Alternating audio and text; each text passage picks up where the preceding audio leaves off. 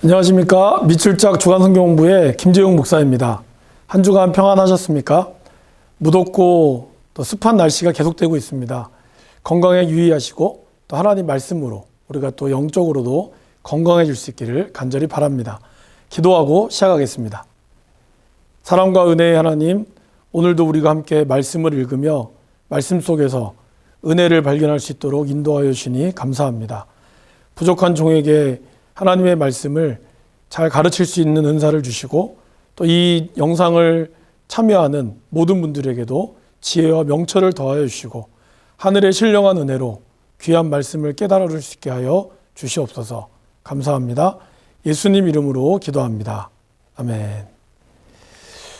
가장 더운 이 7월 25일부터 7월 31일 이날 우리는 전도서 10장부터 이사야 12장 말씀, 이제 시가서를 끝내고 본격적으로 대예언서에 들어가게 됩니다.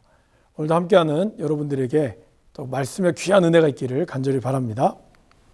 준비물 딱 준비하셨죠? 우리 성경책이랑 필기구, 또 여러분 개인적으로 노트가 준비하신 분들은 노트를 준비하시면 되겠습니다. 문제는 저번에도 말씀드렸고 아마 7월 달에 여러분들 다 푸신 분들은 선물을, 아주 작지만 선물을 저희가 준비했습니다. 3, 4분기도 마찬가지입니다.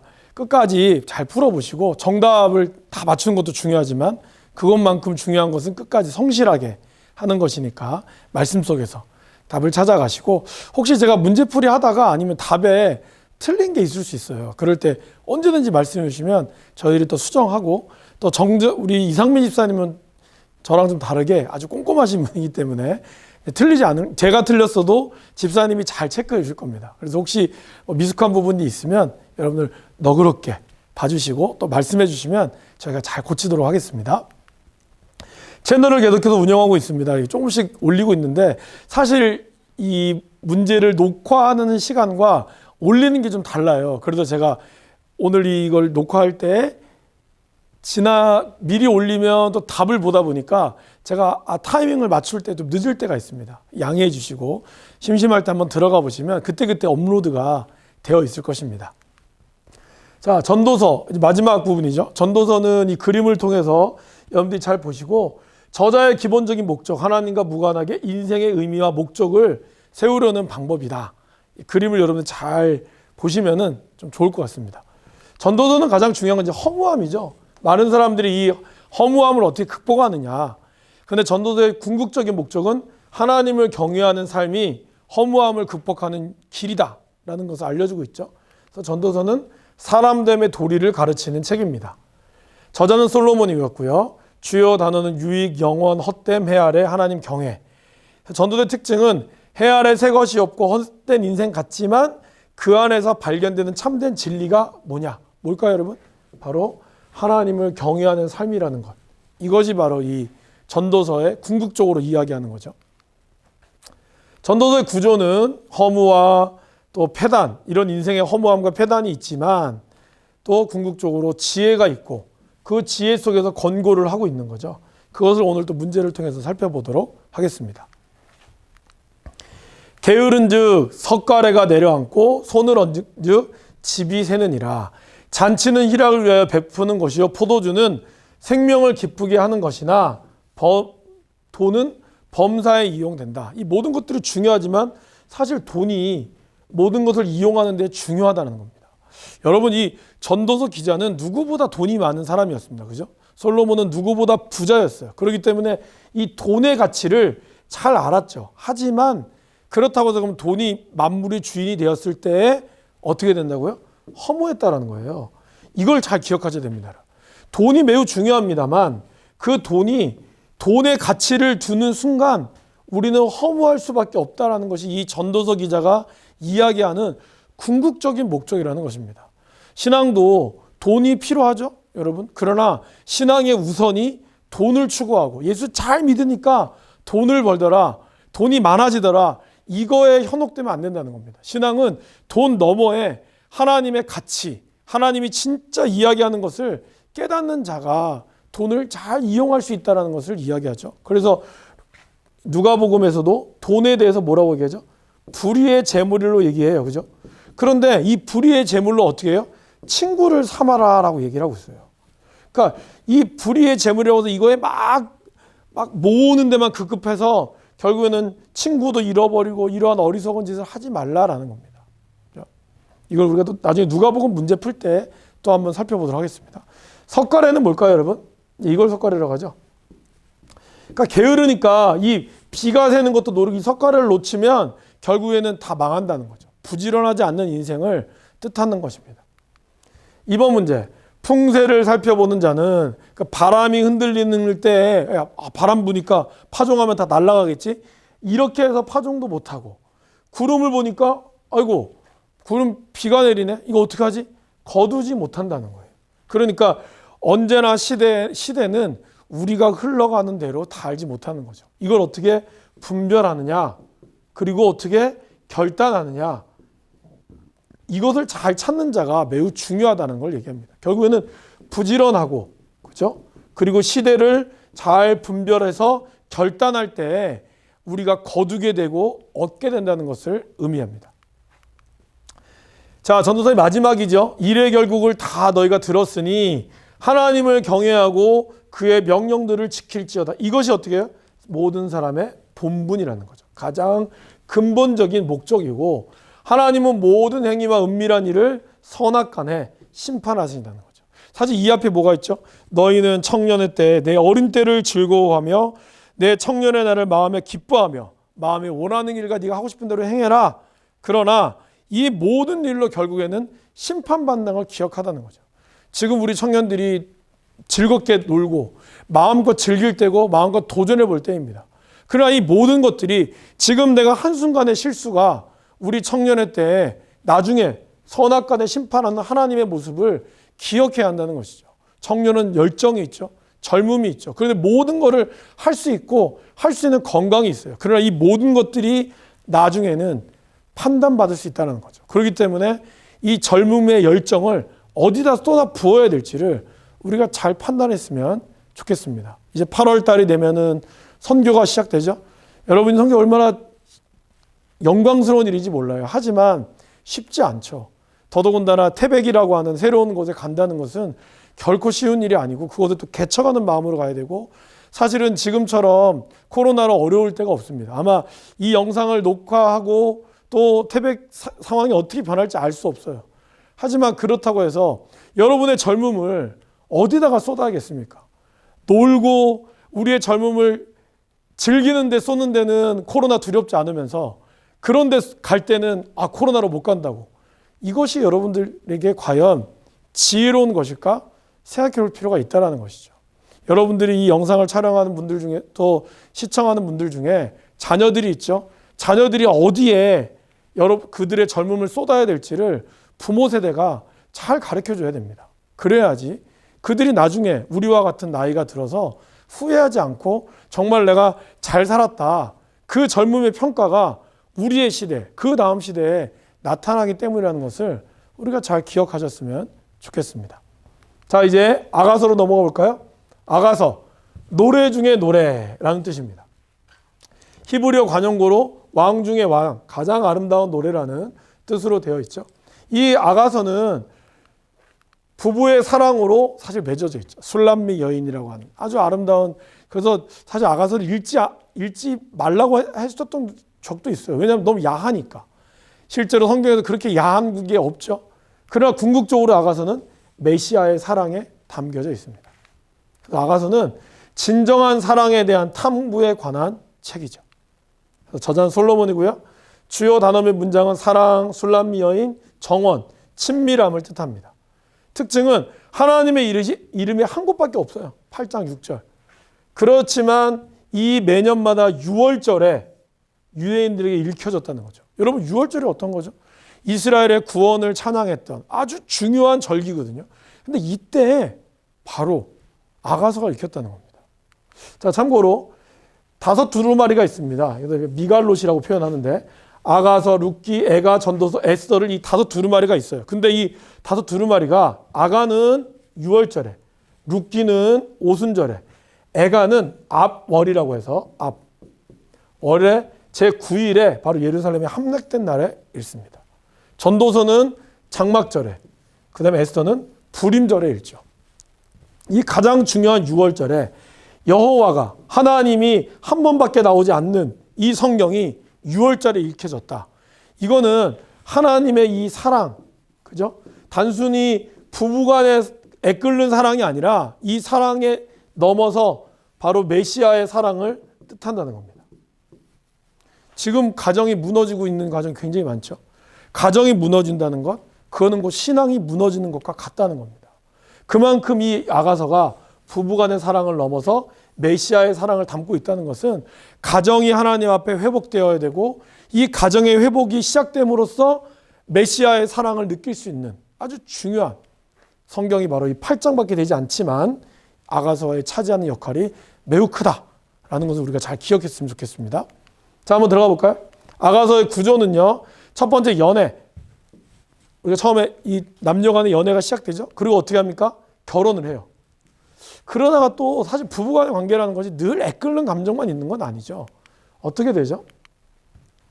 부부간의 사랑이 서로의 입장 차이로 말미암아 불화가 생깁니다. 부부싸움을 하기도 하고 부딪힘이 있는 거죠. 그러나 다시 극복하고 재결합을 하는 거죠. 그러니까 부부가 문제없이 산다. 이것은 쉽지 않다는 거죠. 여러분 제가 뭐 새벽기도 때도 몇 번 얘기를 드렸던 부분인데 아주 유명한 빌리 그레이엄 목사님 아시죠, 여러분? 미국의 영적 대각성을 이끌었던 빌리 그레이엄 목사님의 사모님께 어떤 기자가 물어봤다 그러죠. 목사님과의 어떤 관계에 있어서 한 번도 이혼하고 싶거나 그런 어려움이 없으셨느냐? 그때 이 빌리 그레이엄 목사님 사모님이 이런 얘기를 했다고 하죠. 자신은 평생 이분과 이혼하고 싶은 마음이 없었다. 그런데 그 다음 구절이 아주 충격적이죠. 그러나 죽이고 싶었던 적은 몇 번 있었다. 이런 말을 했다고 합니다. 그렇게 하나님의 뜻을 쫓아서 살았던 빌리 그레이엄과 그 목사님, 평생을 부부로서 아름다운 관계를 맺었지만 그 사모님 또한 목사님에 대해서 그런 마음을 품었다는 것입니다. 근데 싫어요, 여러분.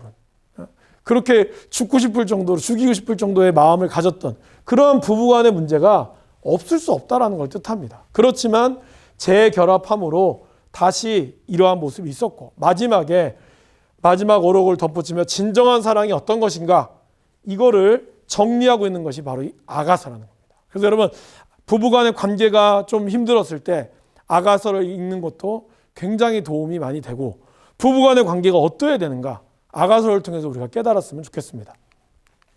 1번 문제. 아가서에 등장하는 비유의 표현이 아닌 것은 굉장히 아가서는 비유가 많죠. 그죠? 뭐 풍류적 해석, 알레고리컬한 해석이 많지만 그래도 뭐 다양한 표현들이 많이 나오죠. 그런데 여기서 여우가 나오지 않습니다. 게달의 장막, 모략 향주머니, 고베라 송이가 다 나오죠. 모략 향주머니는 뭡니까? 이 향이 드러나는 향뿐만 아니라 치료에도 도움이 돼서 가슴에 이걸 딱 품고 있다고 하죠. 게달은 뭡니까? 검은색 염소 털로 된 장막을 뜻합니다. 고베라 송이는 이게 고베라 송이에요. 이 엔게디 포도원에서 많이 자라나는 이 식물이라고 합니다. 향이 좋고. 그죠? 2번. 무화과 나무에는 푸른 열매가 익었고 포도나무에는 꽃을 피며 향기를 토하는구나. 나의 사랑, 나의 어여쁜 자여. 일어나서 함께 가자. 그리고 나의 비둘기야. 비둘기는 보통 순결과 아름다움을 상징하죠. 그죠? 그래서 이 사랑하는 여인에 대해서 이렇게 표현하고 있습니다. 예루살렘 딸들아, 내가 노루와 들사슴을 두고 너희에게 부탁한다. 이 노루와 들사슴이 증인이라는 거죠. 사랑의 증인. 그죠? 그 당시에 노루와 들사슴이 굉장히 많았죠. 사랑하는 자가 원하기 전에는 흔들지 말며 깨우지 말지니라. 그런데 이게 3장에만 있는 게 아니라 2장 7절, 3장 5절, 8장 4절 등 일종의 후렴이에요. 이 말이 나오면 후렴이고 새로 시작하는구나 라는 뜻입니다. 그리고 우리가 이게 맹세잖아요. 그 맹세는 하나님 앞에 맹세해야죠. 그런데 이스라엘에서 여호와라는 이름을 함부로 쓰면 안 되는 거죠. 그래서 노루와 들사슴으로 표현을 하고 있는 겁니다. 그만큼 이제 하나님에 대해서 내 여호와 이름을 어떻게 해요? 망령되이 일컫지 마라 라는 그것에 쫓아서 아가서 기자는 이렇게 아름답게 표현하고 있습니다. 아가서 4장에 등장하는 식물이 아닌 것은 정답은 장미죠. 여기 4장에 보시면 여러분 13절부터 뭐 굉장히 많이 나오죠. 나도풀, 번홍화, 창포. 자, 뭐 창포는 여러분 머리 감을 때 쓰는 그 창포 비누 아시죠? 나도풀이 뭐냐? 순전한 나드 기억나십니까? 예수님 앞에 이 나드 향이 가득한 향. 그죠? 이 마가복음 14장 3절과 요한복음 12장 3절에 나오는 여호와께 마지막 그 장례로 했던 나드 향이 가득한 매우 비싼 풀이죠. 이 나드를 그림이 잘 없더라고요. 그래서 이 그림을 그린 것을 제가 나도풀이 나드입니다. 그리고 번호가는 뭘까요? 여러분 우리 옷 빨 때 섬유세제 아시죠? 샤프란. 이것이 바로 이 번호가입니다. 아주 향기가 좋은 걸 뜻하는 거죠. 문을 두드려 이르기를 나의 누이, 나의 사랑, 나의 비둘기, 나의 완전한 자야. 내 머리에는 이슬이, 내 머리털에는 밤이슬이 가득하였구나. 어떻게 해요? 밤새도록 기다린 거죠. 그래서 머리에 이슬이 내린 거예요. 그 정도로 사랑하는 여인을 간절히 기다리며 이 갈등 가운데서, 그죠? 갈등 가운데서 그래도 사랑하는 아내를 기다리는 마음을 뜻합니다. 돌아오고 돌아오라 술람미 여자야 돌아오고 돌아오라. 이 술람미죠. 이 술람미를요 수넴 여인, 그죠? 수넴 여인 아비삭 기억나십니까? 다윗이 늙을 때 이 수넴 여인 아비삭을 곁에다 뒀잖아요. 그런 뜻이기도 하고 또 엘리사에게 먹을 거를 줬던 것이 바로 수넴 여인이죠. 이러한 어원이 아닐까라고도 하기도 하지만 좀 더 정확한 표현은요. 술람미, 그 다음에 솔로몬, 그리고 이 모두 다 샬롬에서 어원이 왔대요. 샬롬. 샬롬은 완벽한 자, 완전한 자라는 뜻이 있거든요. 그러니까 솔로몬의 완전한 여인이란 뜻이 있대요. 그래서 술람미 여인을 어느 특정한 지역이기도 하겠지만, 일 수도 있지만 좀 더 정확한 표현은 완벽한 여인, 솔로몬의 완벽한 여인을 뜻하기도 합니다. 그러니까 자신의 부인이 완벽하다는 거죠. 여러분의 부인이 완벽하십니까? 제 부인은 완벽합니다. 이러한 마음들이 아주 중요하다는 것이죠. 그만큼 내가 사랑하는 내 아내를 그렇게 귀하게 여기는 마음. 이것이 바로 아가서죠. 너는 나를 도장같이 마음에 품고 도장같이 팔에 두라. 사랑은 어떻게 해요? 죽음같이 강하고 질투는 수월같이 잔인하며 불길같이 일어나니 그 기사가 유일하게 나왔던 여호와의 불과 같다는 거죠. 여러분 그래서 이걸 보면 굉장히 무섭죠. 한 사람을 사랑한다는 거. 그거는 굉장한 소유욕을 품고 있다는 것이고 그 질투는 죽음같이 강하다. 이거 너무 속박받는 거 아니야? 그러나 여러분 이것이 6월절에 불려졌다는 걸 잘 기억하셔야 됩니다. 하나님이 우리를 향한 이 마음이 그렇다는 거예요. 하나님은 우리를 완전히 우리 안에 소유하기를 원하시고 온전히 하나님만을 바라보기 원한다는 거죠. 부부간의 관계가 그런 거죠. 이것을 놓치면 안 된다는 거예요. 이것을 놓치는 순간 그 모든 관계들은 깨지는 거죠. 그렇죠? 그만큼 하나님은 우리를 완벽하게 사랑하시고 하나님은 우리를 완전히 가둬두기를 원하시는 거죠. 속박이 아닙니다, 여러분. 엄밀히 얘기하면 속박같이 느껴지지만 그만큼 하나님의 사랑이 우리에게 강력하고 그 사랑 안에 머물 때 우리는 그 은혜를 경험할 수 있다는 거죠. 근데 자꾸 하나님의 뜻을 벗어나려고 하니까 하나님의 그 질투와 진노의 손길 아래 우리는 심판을 당하고 있는 것이죠. 아가서 말씀을 다시 한번 읽으면서 여러분 하나님의 그 사랑, 불길같이 강한 그 하나님의 사랑을 다시 한번 깨닫고 또 부부간의 사랑도 그러한 사랑 가운데 있기를 원합니다. 자, 이제 이사야. 여러분 이 이사야 굉장히 중요합니다. 이제 이사야부터 시작해서 이사야, 예레미야, 에가, 에스겔, 그 다음에 렘, 에스겔, 다니엘까지 이 대예언서에 이어지는 이 대예언서라고 해서 이 선지자들이 대단하다는 게 아니라 분량이 많다는 뜻이죠. 이 대예언서에서 이어지는 이 엄청난 말씀들을 저와 여러분들이 이제 문제를 풀면서 되었습니다. 사실 굉장히 어려울 수도 있고 또 아마 시가서만큼 잘 눈에 안 들어올 수도 있어요. 하지만 이 그림과 또 여러분들이 내용을 정확히 따라오시면서 한번 이사야가 말씀하고자 하는 하나님의 그 사랑, 그 의미를 잘 깨달았으면 좋겠습니다. 그림 한번 쭉 보시고요. 1장부터 12장 예루살렘을 향한 심판과 소망, 열방을 향한 심판과 소망, 그리고 부흥과 멸망. 그러니까 결국 이 앞에까지가요. 1장에서 6장까지는 어떤 뭐라 해야 될까요? 소명, 프롤로그, 앞에 서두라면 이제 7장부터 이어지는 이 심판에 대한 메시지. 그리고 36장, 정확하게 36장부터 끝까지 이어지는 또 하나님의 축복, 이것을 우리는 크게 나눌 수가 있습니다. 그리고 이사야를 하면 기억해야 될 것은 죄의 심판 같지만 결국에는 메시아적 언약. 이사야는 심판과 구원에 대한 책이고요. 저자는 이사야죠. 아모스의 아들. 여기서 이 아모스는 아모스 선지자랑 또 다릅니다. 주요 단어의 문장은 구원, 구속자, 의, 평강, 안위. 이사야는요, 신약에서 가장 많이 인용되는 선지서입니다. 심판 가운데 멸한다라고 얘기하지만 밑줄, 굉장히 중요합니다. 남은 자 사상. 그러나 남은 자는 살아남을 것이다. 이것에 대한 하나님이 끝까지 남겨둔 사람에 대한 이야기, 그리고 그것으로 인해 고난받는 종. 여러분 아시죠? 예수님이 그냥 도살장에 끌려가는 소처럼 아무 말 하지 못하고 끌려가고, 그는 보기에 아무런 풍채도 없고 사랑받을 만한 아무것도 없었다. 이 모든 말씀, 신약에 나오는 예수님에 대한 이 고난받는 종에 대한 묘사가 다 이사야에 나와요. 굉장히 중요합니다. 특별히 이사야는 8세기 선지자입니다. 8세기가 어떤 거냐? 8세기는 북이스라엘의 멸망. 그죠?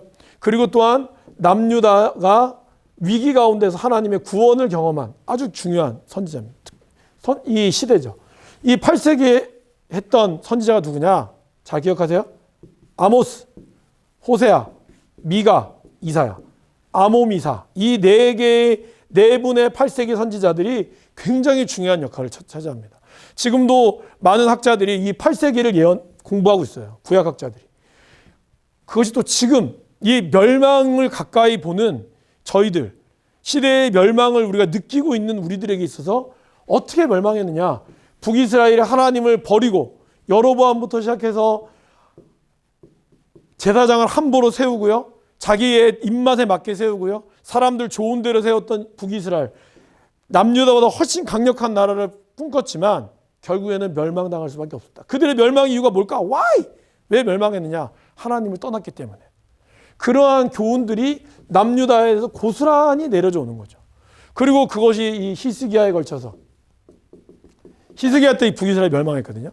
히스기야에 걸쳐서 내려왔던 하나님의 말씀, 이것이 쭉 이어져 내려오는 겁니다. 그것이 이사야에도 같이 맞물려 있죠.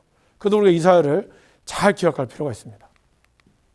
이사야의 구조를 보시면 이스라엘의 심판, 그리고 이방 심판, 총 66장인데 제가 이걸 문제가 다 있지 않기 때문에 이 두 가지만 가지고 일단 봤습니다. 자, 이제 문제를 바로 들어가실까요? 이 시대가 언제냐? 유다왕 우시야, 운요아히라 그러죠. 요담, 그 다음에 아하스, 히스기야. 이 네 명의 왕 때에 아모스의 아들 이사야가 유다와 예루살렘에 본 계시다. 1장 1절 서두죠. 항상 성경, 이 뭐든지 그렇지만 서두가 중요합니다. 그죠? 2번, 너희는 어디에요? 인생을 의지하지 말라. 그의 호흡은 코에 있다는 거죠. 아무리 인생이 좋아도 코만 막으면 죽는다는 거죠. 그걸 이사야는 얘기하고 있습니다. 13번, 여호와께서 말씀하시되 시온의 딸들이 교만하여 느린 목. 그 당시에 이 목을 콧대를 높이는 것, 이것이 교만의 상징이었다 그래요. 그다음에 정을 통하는 눈, 이게 약간 이렇게 유혹하는 그런 눈 있죠. 그런 눈으로 다니며 아기작거리며 걸으며, 이게 뭐예요? 이 발에 이런 어떤 액세서리를 차가지고 빨리빨리 걸으면 어떻게 하죠? 소리가 쟁쟁쟁쟁 나는 거예요. 그러니까 내가 간다 이런 식으로 자기 자신을 드러내는데 급급한. 원래 시온의 딸들은 뭐예요? 정결하고 그 다음에 정숙하고 하나님 앞에 아주 거룩한 백성이었는데 그들이 이렇게 교만하고 자기 자신을 드러내는 걸로 가득했다라는 것을 의미합니다. 14번, 땅을 파서 돌을 제하고 극상품 포도나무를 심었는데, 그렇게 해서 좋은 씨를 씌웠으니까 좋은 열매가 맺어야겠죠. 근데 어떻게 돼요? 들포도를 맺었다는 거죠. 이스라엘이 그랬다는 거예요. 그래서 이 5장이 포도나무 비유라고 하는 아주 유명한 비유장입니다. 좋은 걸 심었는데 결국에는 에게 들포도가 나왔네, 먹지도 못하는, 상품 가치도 없는 이러한 이스라엘의, 이 유다의 죄를 고발하고 있는 것이죠. 6장, 굉장히 중요한 장. 6장은 사실 소명장이기도 하고요. 그 다음에 남은 자가 나오는 거죠. 제가 일부러 이 남아라는 표현을 기억하시라고 문제를 냈습니다. 그 그루터기 씨가 있는 남아 있는 것 같이 거룩한 씨가 이 땅의 그루터기라는 거예요. 다 잘려서 더 이상 이제 나무 그루터기밖에 없네. 도대체 몰라마 했는데도 여전히 남아 있다는 거죠. 여러분 이사야는 계속해서 남는다는 게 나와요. 이것이 굉장히 중요하다는 걸 기억하시기 바랍니다. 그러므로 주께서 친히 징조를 너에게 주실 것이요 처녀가 잉타의 아들을 낳을 것이요 그 이름 뭐야? 임마누엘이라 하리라. 하나님의 소망의 메시지. 마태복음 1장 23절에도 나오죠. 임마누엘. 마리아의 잉태 사건에서 그죠? 이게 나오죠. 17번. 내가 내 아내를 가까이 하며 그가 임신하여 아들을 낳은지라 여호와께서 내게 이르시되 그의 이름을 마할살랄 하스바스. 여러분 잘 적으셔야 됩니다. 길죠. 마할살랄 하스바스의 뜻은 뭘까요? 이 뒤에 여러분 성경 뒤에 보면은 나오지만 노략이 빠르다. 패배할 것이다. 그래서 이 북이스라엘과 아람 연맹이 남유다를 치려고 하지만 아이가 말도 하기도 전에 멸망당할 것이다 라는 것을 마할살랄 하스바스라는 것을 얘기합니다. 그걸 이제 아이를 통해서 비유를 통해서 하나님은 예언하시는 겁니다. 18번. 이는 한 아기가 우리에게 낳고 한 아들을 우리에게 주신 바 되었는데 이게 누굴까요? 바로 예수 그리스도를 얘기하는 거죠. 메시아. 그죠? 메시아상이 나오면서 그의 이름은 기묘자라 모사라 전능하신 하나님이라 영줄하신 아버지라 평강의 왕이라 할 것이다. 19번. 아수르 사람은 화 있을진저 그는 내 진노의 막대기요 내 손에 내 그 손에 몽둥이는 내 분노라. 그러니까 아수르를 하나님의 도구로 삼았어요 원래. 그래서 북이스라엘이 멸망한 거잖아요. 근데 얘네들이 지나쳤어. 마치 그것이 자기의 힘인 양 또 더 나가서 노력했다는 거죠. 하나님은 그거를 아수르의 그런 모습을 심판하신다라는 겁니다. 20번. 내 거룩한 산 모든 곳에서 헤뎀도 없고 상함도 없고 이거는 물이 바다를 덮은 같이 여호와를 아는 지식이 세상에 충만할 것이다. 그러니까 여호와를 우리가 충만히 알면 하나님을 우리가 충만히 알 때 이 땅 가운데는 헤뎀도 없고 상함도 없다라는 것을 하나님은 말씀 가운데 보여주고 있다는 것입니다. 그렇기 때문에 여러분 우리가 뭐가 가장 중요할까요? 이 세상의 지식과 학문도 중요하지만 여호와를 아는 이 지식, 하나님을 아는 이 지식이 우리에게 우선이 되어야 한다는 것이죠. 이렇게 될 때 이 땅 가운데의 진정한 평화가 임한다는 것을 이사야의 말씀을 통해서 보여주고 있습니다. 네, 이제 오늘 이사야 말씀을 서론도 좀 얘기하고 하다 보니까 시간이 조금 평소보다 많이 간 것 같습니다. 이사야부터도 굉장히 중요하다고 아까도 말씀드렸죠. 몇 번을 강조해도 지나치지 않습니다.